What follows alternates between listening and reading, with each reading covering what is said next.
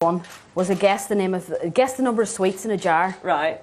And 4 people did the same thing. We always said if we ever did win 4 million or something, because that's the usual lottery, there'll be 4 million winners that week and we'll get a pound.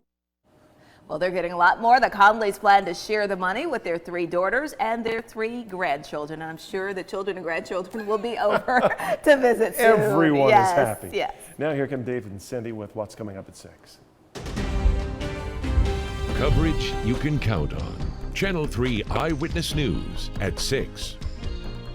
Good evening, everyone. Thank you for watching Channel 3 Eyewitness News at 6. I'm David Carroll. And I'm Cindy Sexton. A video showing a man shooting a dog 5 times has made the rounds on Facebook and has caught the attention of the Murray County Sheriff's Office. Channel 3's Brian Didlake has been following the story and joins us live in the studio with more. Brian, what do we know so far?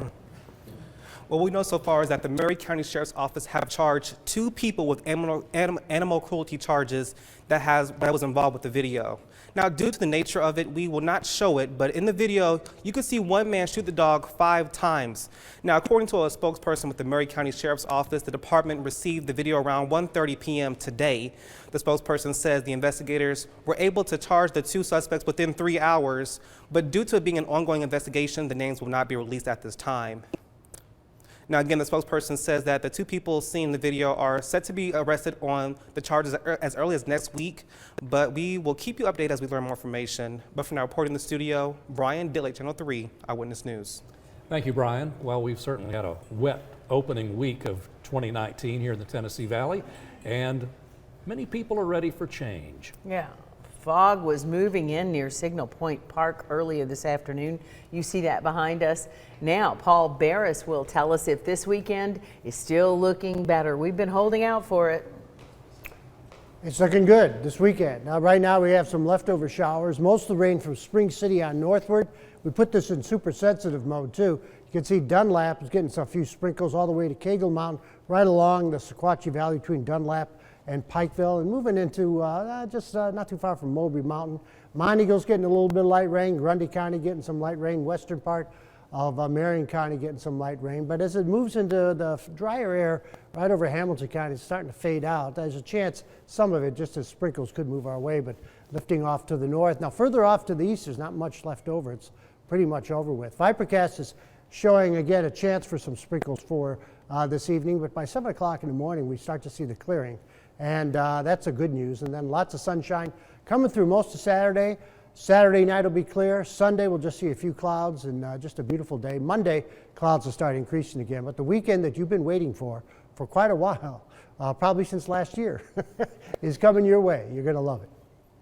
And our scam of the day. At least 6 women in the Dunlap area have received phone calls from a man who tells them their husbands are having an affair with his wife. Dunlap police officers say the man then tries to lure these women into meeting him in person, but his intentions are not clear. Channel 3's Tanisha Cordell was in Dunlap today and has more details about this suspicious scam. Police say the man uses fake names, but ones that are common in this area. The man claims to live in Dunlap and Bledsoe County. He also claims to be in the trucking industry and is very rich. Chief Clint Huth says the women describe him as an older man with a southern accent. Chief Huth says the man knew their names and physically described their husbands' appearances. He says the man claimed to have video proof of an affair their husbands are having with his wife. He then asks the women to meet him in person so they can watch the video. Chief Huth says he believes these women are being targeted. Is it a prank? Is it a scam? He's never asked for any money from anyone that's got that far in the conversation with him. You know, why these women? You know, what's that common denominator in the females that he's calling? Chief Huth says no women have actually met this man in person. He has contacted the FBI about this and is treating it as a sexual predator case. If you receive a similar call, report it to police. In Dunlap, Tanisha Cordell, Channel 3 Eyewitness News. Now the latest information in a deadly Christmas Day shooting. According to an affidavit, Chattanooga police say Kevin Daniel suffered multiple gunshot wounds on Wimberley Drive. They say a witness pointed to this man, Gregory Martin Jr., as the person who shot Kevin Daniel. Police say the two were in a personal dispute before any shots were fired. Now, this man has been charged with criminal homicide and is due back in court on January 15th. Chattanooga police are investigating 2 separate fatal crashes that happened just a few blocks away from each other last night. The first crash happened after 8:30 on East 23rd Street. Police say an SUV was trying to merge from the slow lane into the middle lane. At the same time, a semi was traveling in the middle lane and had the right of way. The driver of the SUV then slammed on his brakes, lost control, and crashed into a bridge. He died at the scene. About 25 minutes later, officers responded to another fatal crash on South Holtzclaw Avenue. A Dodge and a Chrysler collided in the intersection of South Holtzclaw Avenue and East Main. The Chrysler rolled over during the collision and struck a utility pole. 2 passengers in the car were killed and the driver is in critical condition. But the driver and 2 passengers in the other car, the Dodge, fled the scene. If you have any information on their whereabouts, call the police department, 698-2525. This is day 14 of the partial government shutdown and day 2 of the new and some say divided Congress. Today, the White House and congressional leaders tried once again to reach a deal to reopen the government. But in this news conference, the president said, and I quote, "We won't be opening," unquote. The White House says the president is willing to talk, but there appear to be no signs of any bending on either side. The president insists a deal to reopen the government must include $5 billion in funding for a border wall. And while the president said the meeting today was productive, Democrats said really very little progress was made. Now, the shutdown could delay your tax refund, but you may still have to pay on time no matter what. The IRS can still process some tax returns that include payments. The IRS is one of the federal agencies without funding and is being run with about 1/8 of its normal staffing as the shutdown goes on.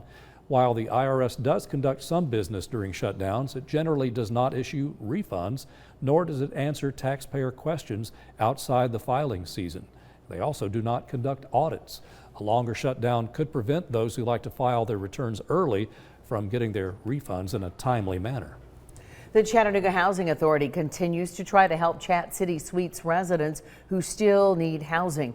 Those who stayed at the long-term hotel have less than a month now to find somewhere new to live. Channel 3's Casey Freeman has more on what's being done.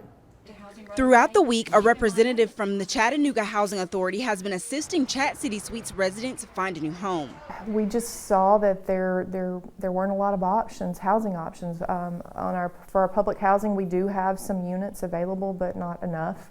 Now they are passing out 100 vouchers to those being forced out of the long-term stay hotel.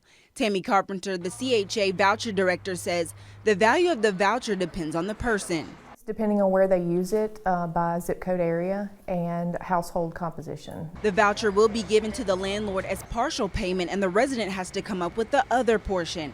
Carpenter says this option is the best because time is ticking for those residents to find a new place. You can use those for rental subsidy to find somewhere to live. It's just one resource that the CHA has available. CHA representatives have already collected some applications, but now they are having to see who's eligible. We'll have to do criminal background checks. We'll need to make sure they do not owe any prior funds to the Housing Authority, and we can work with them in that case. And then we do income eligibility. In Chattanooga, Casey Freeman, Channel 3 Eyewitness News. The owner of the hotel sold the property, but it's still unclear what the new owner will do with the building. Well, the Sears at Hamilton Place is closing its doors for good Sunday night. Sears has been at Hamilton Place for more than 30 years, but Channel 3's Joy Dukes tells us the mall has replacements already lined up. Joy? David, Cindy, there's a lot of new in the new year coming to Hamilton Place Mall, starting with construction on a Dave & Buster's location set to take the place of Sears. Construction on a 145-room boutique-style hotel, Class A office space, and several new restaurants is also expected to be underway in 2019. CBL Properties spokeswoman Stacy Keating says adding the new D&B is a first step in 2019 to changing the feel of Hamilton Place from a shopping center to an entertainment experience. That's actually a trend that we're seeing in the industry, is the addition of more entertainment and dining as part of mall redevelopments. Consumer preferences have really changed over the last several years. Keating says Sears is having a major blowout sale to get rid of as much retail as possible, up to 80 and 90% off remaining items. So if you're a shopper, you have until Sunday to head over and get in on the deals. Live in studio, Joy Dukes, Channel 3 Eyewitness News. Joy, thank you. We'll be watching you on our weekend news at 6 and 11 tomorrow and Sunday. Great. Coming up next, a medical center in Dalton is the victim of a scam. Yeah, the hospital sent money to what they thought was the construction company working with the hospital. We'll tell you more about the scam next. We got a chance for some scattered showers tonight. They're going to be widely separated and not as heavy as they were earlier today. But the good news is the weekend is shaping up nicely, and I've got all the details on that coming up.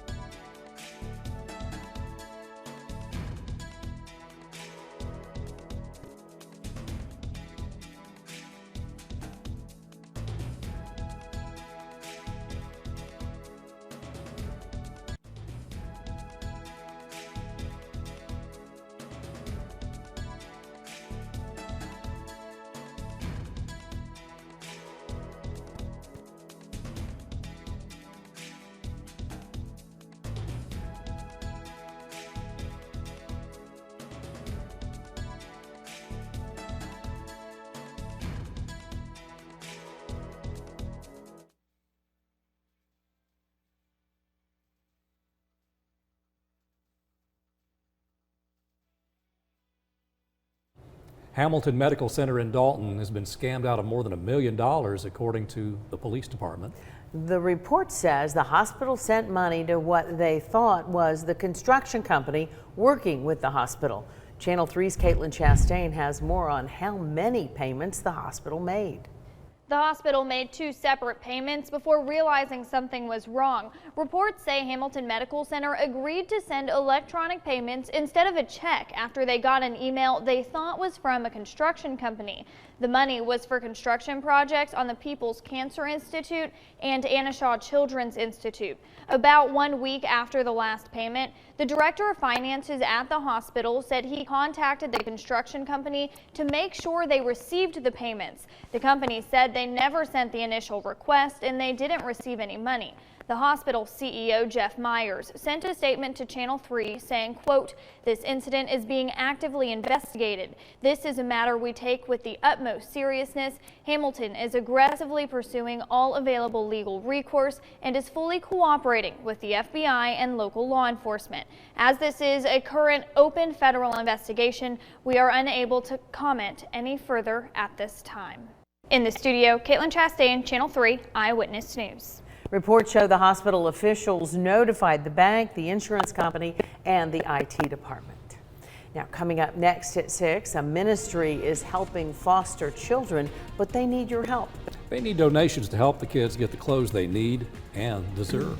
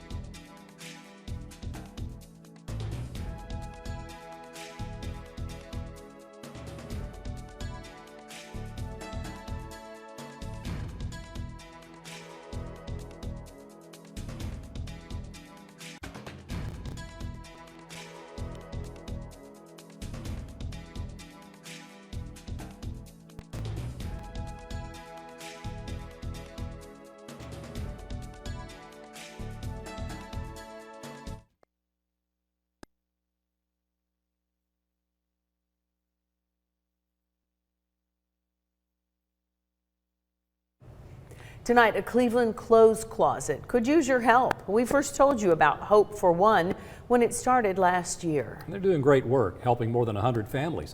Channel 3's Lori Mitchell shows us how they make it happen in tonight's Making a Difference. I have 4 currently. We have 3 biological and 1 adopted from China, but she's still winning. So.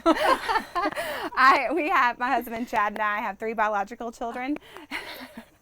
And then we decided those kids are great, but we're not done. We have 6 children total. Caring for children who need a safe home comes naturally to Camille Howard and Lauren Hahn. They have a passion for helping kids.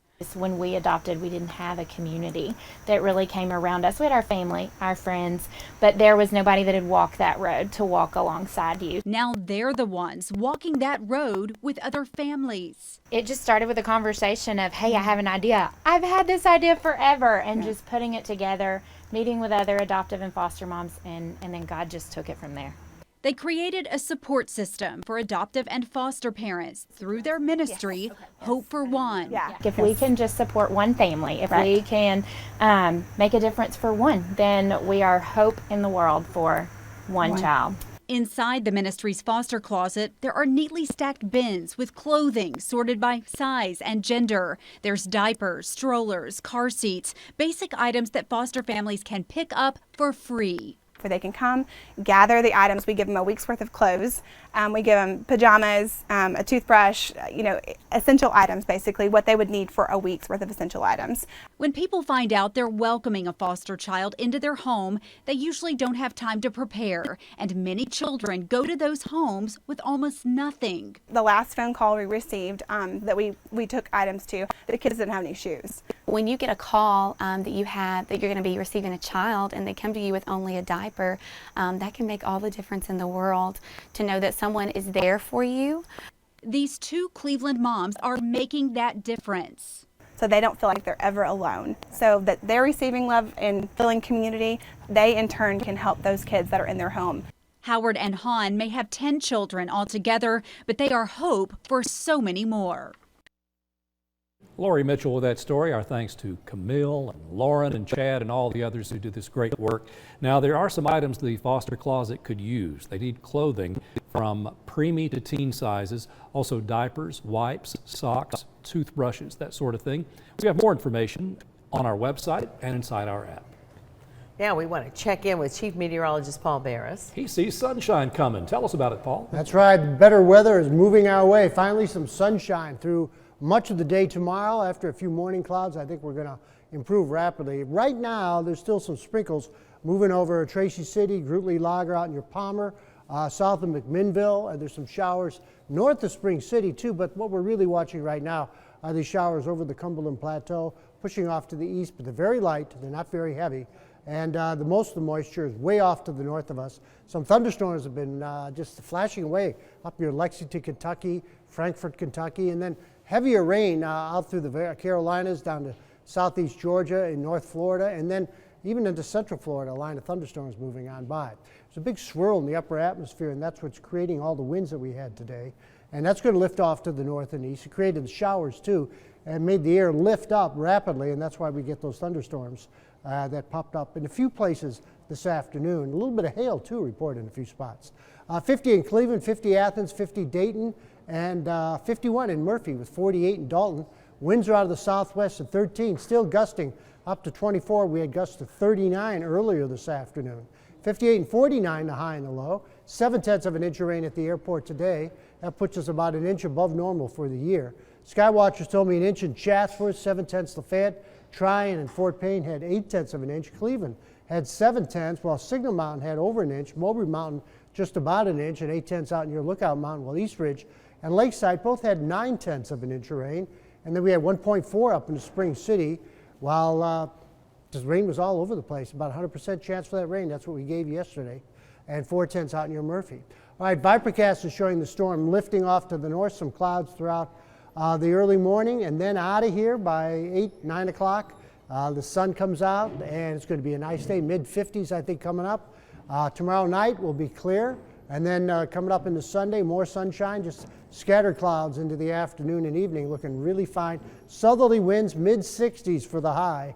And then another cold front comes in, still southerly winds on Monday. That'll keep it in the 60s once again, and the southerly winds continue into Tuesday.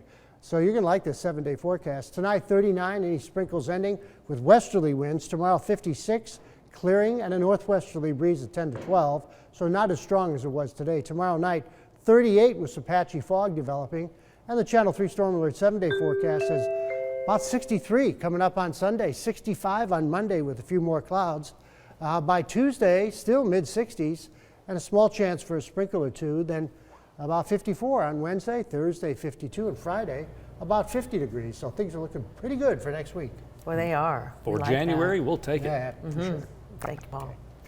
And guess what? Next in sports, we have somebody live right here in the studio. Paul Shaheen promised he would be here with us. And we're looking forward to visiting once again with Jacob Huesman. Welcome home, Jacob. Back to be an assistant coach at UTC. Paul Shaheen, we'll interview him when we come back.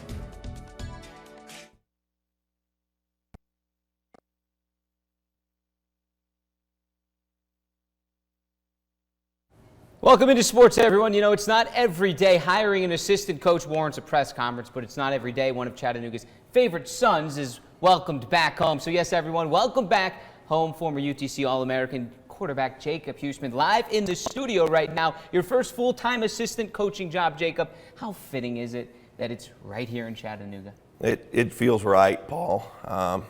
Chattanooga has meant a lot to me and my family over the years, obviously with Dad. You know, I met my wife at Chattanooga, had some good times playing football. It's what I claim as my hometown, so it feels perfect to be back here, sitting here with you. It's weird being an assistant coach because, like you said, nobody usually cares about the assistant coaches, who they are, but I'm enjoying that part of it still as well. I know a lot of the fan base is enjoying that hire as well. Rusty Wright joked about it as well, the press conference stuff, but we're not kidding. We had a press conference today at UTC because of you. Here's what new head coach Rusty Wright had to say about Jacob. he's what you want guys to be in coaching. He's not too far removed from it to understand what these guys go through from day to day, and especially the guys here. Jake was important for me to bring back and to give him an opportunity, because we all needed those opportunities. He's earned it. He put the weight of this program on his shoulders for 4 years. A large part of our success is because of him. And that's because of the man he is now and the kind of young man he was when he was leading his football program as a quarterback. There's no doubt. So I know he's going to be successful. It's Rusty Wright on former All-American quarterback Jacob Huesman here at UTC, now the tight ends coach. And I know you're a humble guy, so I'll ask you this. When you listen to that, what does Rusty Wright mean to you? Coach Wright means a lot to me. I owe him a good bit. I mean, he's pretty much single-handedly got my coaching career up and rolling. Last year at Georgia State was my first paying coaching gig as a GA. And obviously he brought me there, and then obviously here. And it even goes further than that. We were roommates for a little bit. My first couple months at Georgia State, hard to get an apartment in Atlanta on a GA salary. So he let me bum on his couch for a little bit. But yeah, I mean, I owe him a lot, and he's done so much for me to get my coaching career off the ground. From sleeping on couches to a full-time assistant coach at UTC, former All-American quarterback Jacob Huesman joining us live in the studio. You, while at UTC, part of the most successful run in school history. Rusty Wright was on that staff. Your dad, Russ Huesman, now at Richmond, the head coach at the time. They were a perennial playoff team. Is Chattanooga headed back to that status? We certainly hope so. Obviously none of us are into making guarantees or anything like that, but there's a good bit of buzz around the program right now. We're selling season tickets. Alumni are excited. I think the community's pretty excited, and that's a good place to start when you're trying to get to that place as a program. But I have a really good feeling about it. He's put together a pretty good staff so far. I'm excited to see who the rest of them will be, and I think I have a really good feeling about the direction Chattanooga's headed. We like to hear that, Jacob, and we're certainly happy to have you back in Chattanooga, speaking on behalf of all the fans and us here at Channel 3. He's a good interview, so we like to have you around. Thank you, Jacob, for joining the show today.